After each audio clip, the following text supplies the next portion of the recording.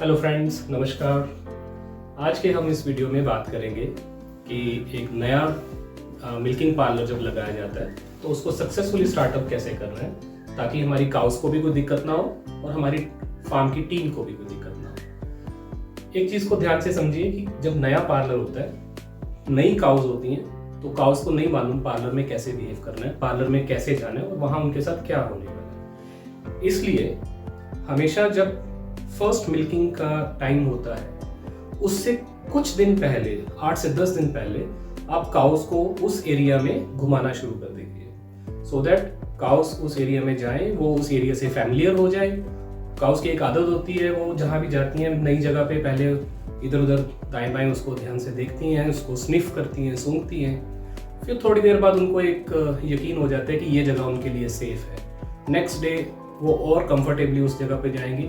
ऐसे करते करते 3-4 दिन में उनको ये लगता है कि दिस स्पेस इज सेफ, और जब एक्चुअली मिल्किंग का टाइम आता है तो उनको वो जगह अपनी पहचान की लगती है, वो बड़े कंफर्टेबली वहाँ चली जाती हैं और हम सक्सेसफुली वहाँ मिल्किंग कर सकते हैं। लेकिन स्टोरी सिर्फ इतनी नहीं है, इसमें कुछ चीज़ें और हैं जिनका ध्यान रखना है। सबसे पहले है safety of our farm team and safety of cows also. Farm team में हमें ये मान के चलना चाहिए कि जब आप एक काउस के हर्ड को नई जगह पर लेके जा रहे हैं तो काउस स्टार्टिंग में थोड़ा सा पैनिक हो जाती है, बिकॉज उनको लगता है पता नहीं ये हमें कहाँ लेके जा रहा है। उस टाइम आप काउस के साथ ज़बरदस्ती ना करें, बिल्कुल भी उनको शाउट ना करें, किसी चीज़ से उनको हिट ना करें। काउस को अपने आप उस जगह में खुला छोड़ दें, थोड़ी देर के लिए उनको उस एरिया में घूमने दें, वो अपने आप थोड़ी देर में शांत हो जाएगी।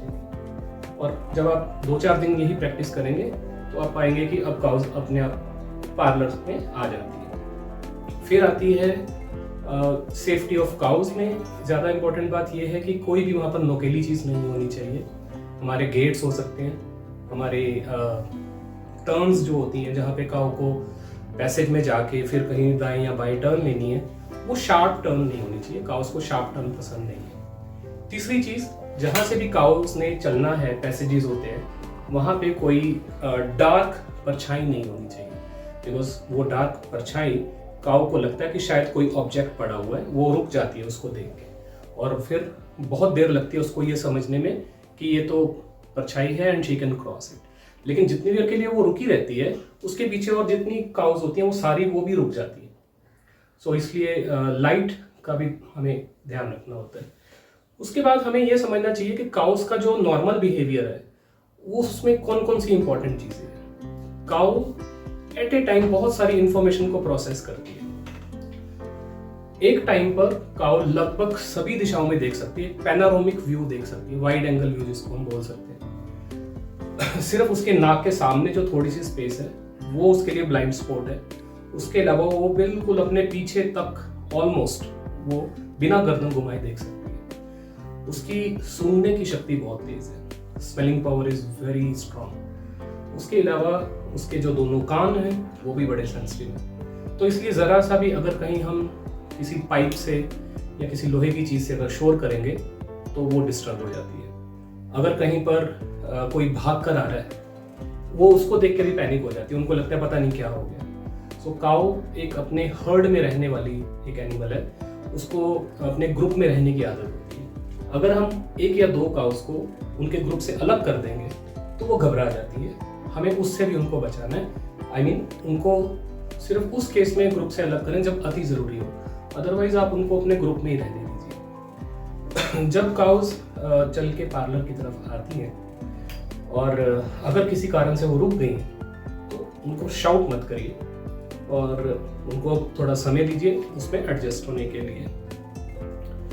नेक्स्ट, जैसे मैंने अभी बताया कि काउस अपने ग्रुप में ही रहना पसंद करती है। आप हमेशा ये पाएंगे कि जब कभी भी आप काउ को अलग करने की कोशिश करते हैं वो एक जगह पे रुक जाती है, वो वेट करती है कि शायद किसी तरीके से वो अपने ग्रुप में वापस चली जाएगी। लेकिन जब ऐसा नहीं होता तो कई बार वो भागने की भी कोशिश करती है, और उस समय आपको बहुत ध्यान देना है। अगर वो भागने की कोशिश कर रही है तो उसको ज़बरदस्ती रोकने की कोशिश ना करें, उस समय आप चोटिल हो सकती है, काऊ भी चोटिल हो सकती है। नेक्स्ट और ज़्यादा इंपॉर्टेंट बात जो इसमें आती है वो ये है कि काउस को जब एक जगह से दूसरी जगह अपने मूव करवाना है, मतलब बांध से पार्लर की तरफ लेके आना है, तो उसके बड़े आसान तरीके भी हैं जो प्रैक्टिस से आप समझ सकते हैं। फॉर एग्जाम्पल, काउस का एक फ्लाइट जोन होता है। जो काउ होती है, और फ्लाइट जोन को आप ये समझिए कि जैसे काउ के इर्द गिर्द का जो स्पेस है वो लगभग 2 मीटर, 2.5 मीटर, 3 मीटर का हो सकता है। हर एक काउ का अलग अलग होता है। उस फ्लाइट जोन में जब तक कोई अंदर नहीं आया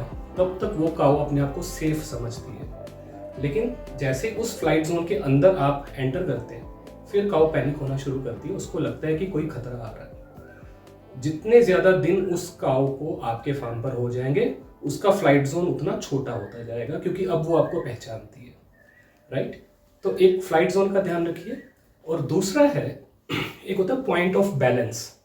पॉइंट ऑफ बैलेंस एक चीज होती है, अगर एक काउ चल रही है, आपको उसके बिल्कुल पीछे पीछे नहीं चलना, उसको धक्का मारते हुए नहीं चलना। आप जस्ट उसके बगल में आ जाइए। अगर ये एक काउ है, आप उसके बगल में आ जाइए 1-2 मीटर के डिस्टेंस पे। उसके जो फ्रंट लेग्स, या कई लोग उसको शोल्डर लेग्स बोलते हैं, आप उसके फ्रंट लेग्स के बराबर आएंगे। अगर आप उससे आगे जाएंगे तो काउ पीछे आएगी, अगर आप उससे पीछे आएंगे तो काउ आगे जाएगी। ये एक बड़ी आसान टेक्निक है जिससे आप किसी भी काउ को किसी भी डायरेक्शन में मूव करवा सकते हैं। ये काउ की साइकोलॉजी है। काउ को लगता है कि आप आगे गए हैं तो आपसे बचने के लिए पीछे हो जाए, आप पीछे आए तो आपसे बचने के लिए आगे हो जाए। और ये ट्रिक अप्लाई की जाती है जब पार्लर में काउ को अंदर एंटर करवाना है, वो पार्लर की एंट्रेंस पे आकर रुक जाती है। तो अगर कोई आदमी पार्लर की दूसरी डायरेक्शन से पिट के अंदर ही चल के काउ की तरफ आएगा, सेंटर में है जबकि वो पिट में, काउ अपने आप आगे चली जाएगी। तो ये ट्रिक बड़ी कारगर है, आप इसको प्रैक्टिस करिए। आप पाएंगे कि काउ ट्रैफिक में आपका टाइम कम लग रहा है। अगली इंपॉर्टेंट बात है, जैसे मैंने कहा कि शोर नहीं करना चाहिए, उसी तरह से आपके फार्म पर ना कोई ऐसे एनिमल्स नहीं होने चाहिए जो काउ को डराएं। फॉर एग्जाम्पल डॉग्स, कुछ डॉग्स ऐसे होते हैं जो बहुत जोर से बाप करते हैं।